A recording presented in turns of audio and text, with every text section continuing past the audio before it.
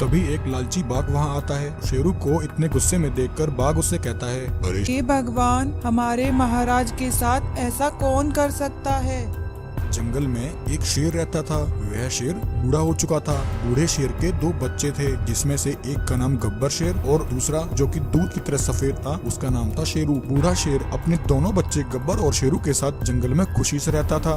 बूढ़े शेर का बेटा गब्बर अपने पिता की हर बात माना करता था, तो वहीं शेरू बहुत घमंडी था। वह जंगल में अपनी मनमानी करता था। वह मनचाहे जानवर पर हमला करके उसे मार दिया करता था और जिसे चाहे उसे परेशान करता था और हमेशा जंगल के नियमों को तोड़ा करता था। एक दिन ऐसे ही शेरू एक गाय और उसे मारकर खा जाता है। शेरू से परेशान होकर गाय उसके पिता बूढ़े शेर के पास आती है। शेर महाराज, मुझे इंसाफ चाहिए। आपके बेटे शेरू ने आज मेरी बेटी की हत्या कर दी। उसने जंगल के नियमों को तोड़ा है। उसे इसकी सजा मिलनी चाहिए। गाय की बात सुनकर बूढ़ा शेर कहता है, अच्छा ऐसी बात है गब्बर बेटा, इसी समय जाओ और उस दुष्ट को मेरे पास लेकर आओ। गाय बहन तुम चिंता मत करो, उस दुष्ट को इसकी सजा अवश्य मिलेगी। मैं मेरे बेटे की तरफ से तुमसे माफी मांगता हूँ। गब्बर शेर अपने भाई शेरू को लेकर अपने पिता के पास आता है। हाँ पिताजी बोलिए, मुझे याद किया। शेरू, यह मैं क्या सुन रहा हूँ? यह कैसी बदतमीजी है? आज तुमने इस गाय के मासूम बच्चे को मार दिया। मैंने तुम्हें कितनी बार कहा है कि इस जंगल के सभी जानवर मेरी प्रजा हैं और मेरी संतान की तरह हैं। अगर तुम्हें शिकार करना है तो किसी और जंगल में जाकर करो। आज तुमने सबके सामने मुझे शर्मसार किया है। दोनों भाइयों में तुम बड़े हो। मैं तुम्हें अगला राजा बनाने की सोच रहा था, परंतु अब लगता है तुम राजा बनने के लायक नहीं हो। इसलिए अगला राजा तुम्हारा भाई गब्बर ही होगा। मैं तुम्हें हुक्म देता हूँ, तुम इस जंगल से इसी समय निकल जाओ और अगले 1 वर्ष तक इस जंगल से बाहर ही रहोगे। अब जाओ, दफा हो जाओ यहाँ से। इतना कहकर बूढ़ा शेर शेरू को जंगल से निकाल देता है। शेरू गुस्से में वहाँ से चला जाता है।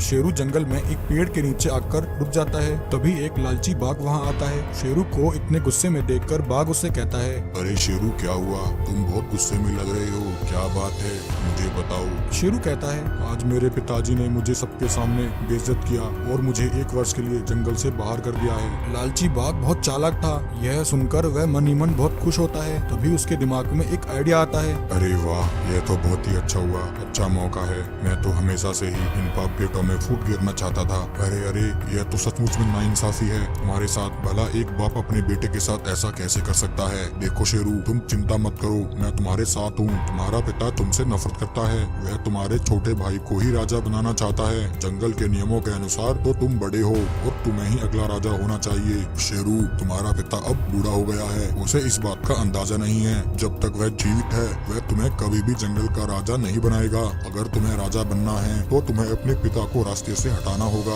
लालची बाघ अपनी चिकनी चुपड़ी बातों से शेरू के दिमाग में अपने पिता के लिए बदले की भावना भर देता है।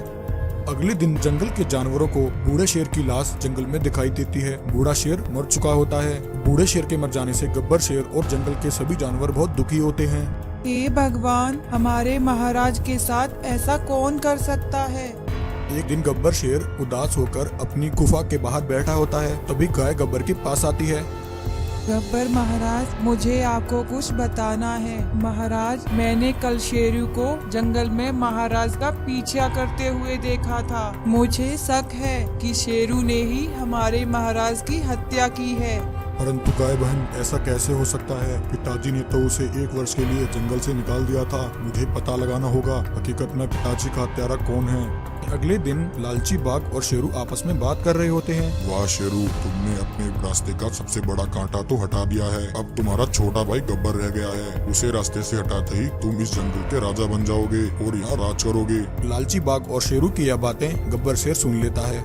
अगले दिन गब्बर शेर जंगल के सभी जानवरों की एक सभा बुलाता है और सभी जानवरों को सारी बात बता देता है। तभी शेरू और लालची बाघ वहाँ आता है। बाघ बोलता है, गब्बर, तुम्हारे पिताजी तो अब नहीं रहे। कायदे से तो तुम्हारे भाई शेरू को ही जंगल का राजा होना चाहिए। वह तुम्हारा बड़ा भाई है। तभी गब्बर बोलता है, अरे लालची बाघ, बंद कर अपना यह दिखावा। मैं सब जान गया हूँ कि यह सब तेरा ही किया है। तूने ही मेरे भाई शेरू के कान भरे हैं और उसके मन में बदले की भावना जगाई है। बदले की भावना में आकर उसने अपने पिता की हत्या कर दी। इसे तो इसके पापों का दंड अवश्य मिलेगा, परंतु साथ ही तुझे भी इसकी सजा मिलेगी। गब्बर शेर शेरू पर उसी समय हमला करता है और उसे वहीं मार देता है। यह देखकर लालची बाघ घबरा जाता है। जंगल के सभी जानवर गुस्से में आकर बाघ के पीछे पड़ जाते हैं और उसे जंगल से बाहर कर देते हैं। गब्बर शेर जंगल का राजा बन जाता है और खुशी खुशी सभी जानवरों के साथ जंगल में रहने लगता है।